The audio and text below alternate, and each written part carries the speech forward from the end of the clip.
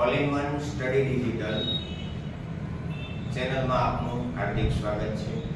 જવાહર નવોદય પ્રવેશ પરીક્ષાની આપણે તૈયારી કરી રહ્યા છીએ ત્યારે માનસિક યોગ્યતા કસોટી વિષયમાં આપણે આકૃતિ વિભાગ જે 10 છે એમાંના પ્રથમ વિભાગની શરૂઆત કરીએ છીએ. તો પ્રથમ વિભાગ છે અલગ આકૃતિ શોધો અથવા જુદી આકૃતિ શોધો અથવા ભિન્ન આકૃતિ શોધો.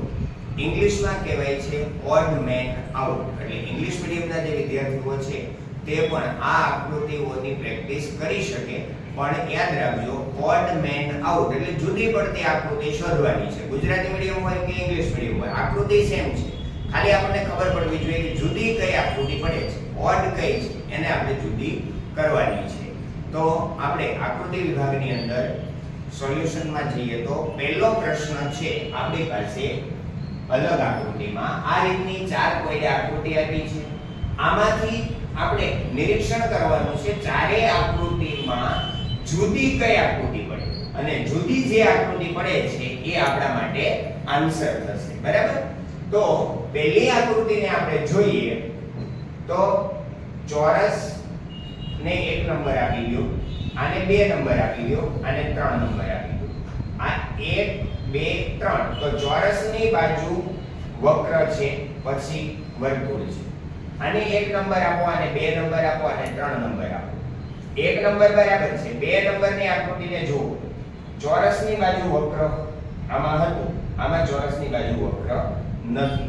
આને નંબર આપો 1 2 3. 2 નંબરને અહીંયા ચેક કરો.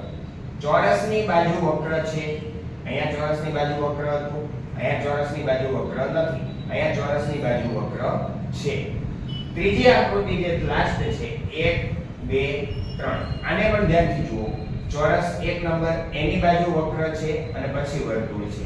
એનો મતલબ એવો કે આકૃતિ B છે એની અંદર આપણી પાસે વક્ર આકૃતિ છે એ ચોરસની બાજુ હોવી જોઈએ. એની જગ્યાએ ક્યાં છે? વર્તુળની બાજુ વક્ર છે. આમાં બધામાં ચોરસની બાજુ વક્ર છે. એટલે આપણો જવાબ કયો મળે છે? B. નેક્સ્ટ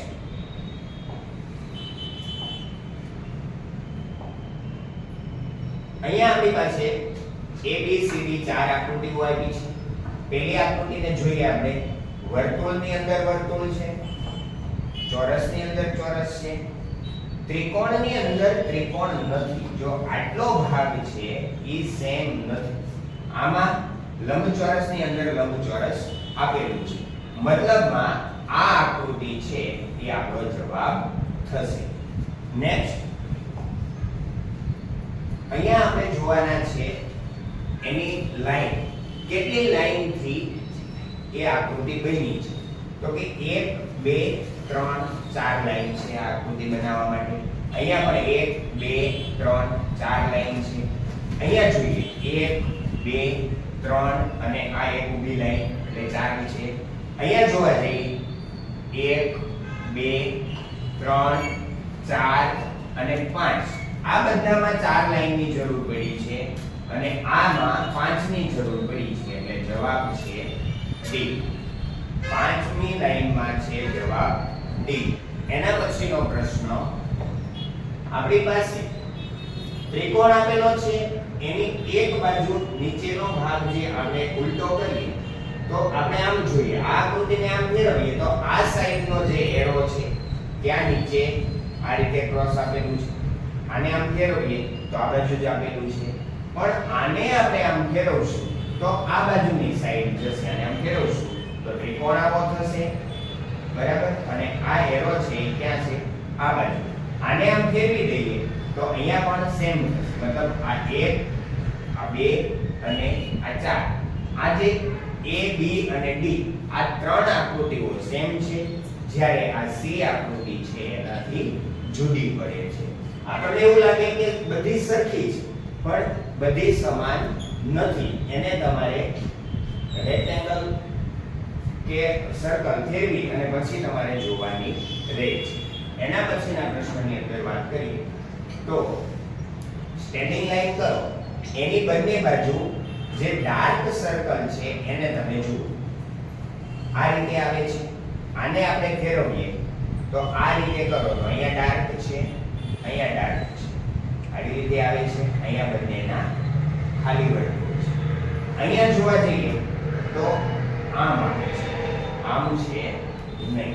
આને આમ ફેરવી દઈએ તો પણ ડાર્ક છે એ આ સાઈડ આવે, અહીંયા આવશે, આ બે ખાલી વર્તુળ આવશે, એટલે આ રીતનું થશે. એટલે કે આ રીતે છે, આ રીતે છે અને આમાં આ રીતે છે. જ્યારે સી આકૃતિની અંદર છે એ અલ્ટરનેટ છે, એટલે આપણી પાસે જવાબ આવે છે સી. નેક્સ્ટ ક્વેશ્ચન, આ આકૃતિને આપણે ધ્યાનથી જોવાની છે. આપણે પંખાની દિશા અને પંખાની વિરુદ્ધ દિશા બેને આપણે જોવાની છે. તો જો આને નંબર 1 આપીએ, આને 2 આપીએ અને 3 આપીએ, એટલે કે 1 2 3 આ રીતે સર્કલ જાય. આને 1 આપો, આને 2 આપો અને 3 આપો, એટલે કે 1 2 3 સર્કલ આ રીતે રોટેટ થાય છે. આને 1 નંબર આપો, આને 2 નંબર આપો અને 3 નંબર આપો, સર્કલ છે આ રીતે રોટેટ થાય છે.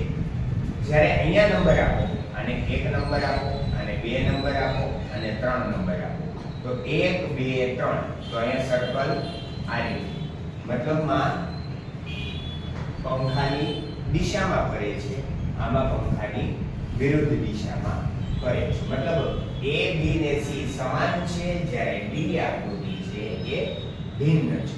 એટલે આપણો જવાબ થશે D.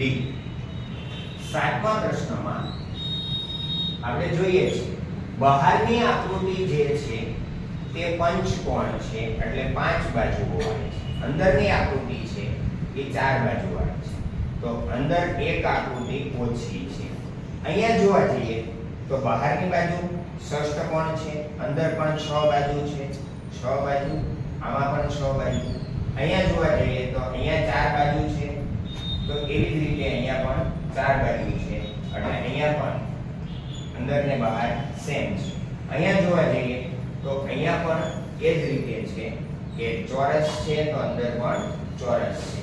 તો એનો મતલબ એવો થયો કે 4 બાજુ, અહીંયા 4 બાજુ, આમાં સમાન છે, આમાં સમાન છે, આમાં સમાન છે, પણ અહીંયા શું છે તો કે આમાં એક બાજુ બહાર કરતા ઓછી થાય છે. બરાબર? એટલે આકૃતિ વિભાગ આમાં જવાબ આવશે A. 8મો પ્રશ્ન, અહીંયા આપણને સામાન્ય રીતે જોઈ લઈએ તો પણ આપણને આઈડિયા આવી જાય છે કે જે આકૃતિમાં V છે એમાં આ બાજુનો જે એરો છે ત્યાં ઊંધો V ગોઠવાયેલો છે.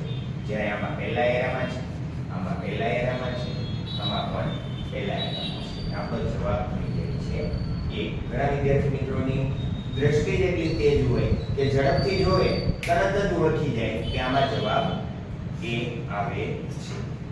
9મો પ્રશ્ન, 9મા પ્રશ્નની અંદર જોવા જઈએ તો દરેક આકૃતિઓ છે એમાં એકબીજાની અંદર લૂપ થયેલો જોવા મળે છે.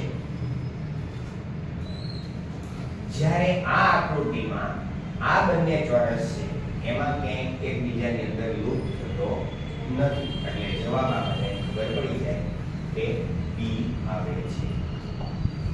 10મી આકૃતિ, બહારની સાઈડની આકૃતિને જુઓ, ચોરસ છે, અંદર વર્તુળ છે અને એની અંદર પણ ડાર્ક વર્તુળ આપેલું છે. અહીંયા જોવા જઈએ ડાર્ક વર્તુળ છે, વર્તુળ છે, ચોરસ છે અને અંદર વર્તુળ છે ડાર્ક. ત્રિકોણ છે, વર્તુળ છે અને ત્રિકોણ છે ડાર્ક થયેલું છે. ત્રિકોણ છે, ચોરસ છે અને ત્રિકોણ અંદર ડાર્ક થયેલું છે. એનો મતલબ એવો કે જે પ્રથમ આકૃતિ હતી એ જ અહીંયા ડાર્ક થઈને આવી છે. પ્રથમ આકૃતિ જે હતી એ જ ડાર્ક થઈને આવી છે. જ્યારે અહીંયા કેવું છે, આ બીજી આકૃતિ હતી ને એ ડાર્ક થઈને આવી છે. જુદી આકૃતિ આપણી કઈ પડશે એ. અહીંયા આપણે 10 આકૃતિઓનું સોલ્યુશન કર્યું. હજુ આગળ આ જ વિભાગની અંદર 11 નંબરથી આપણે આકૃતિઓનું સોલ્યુશન કરવું છે. તો આપણી ચેનલની અંદર બન્યા રહેજો.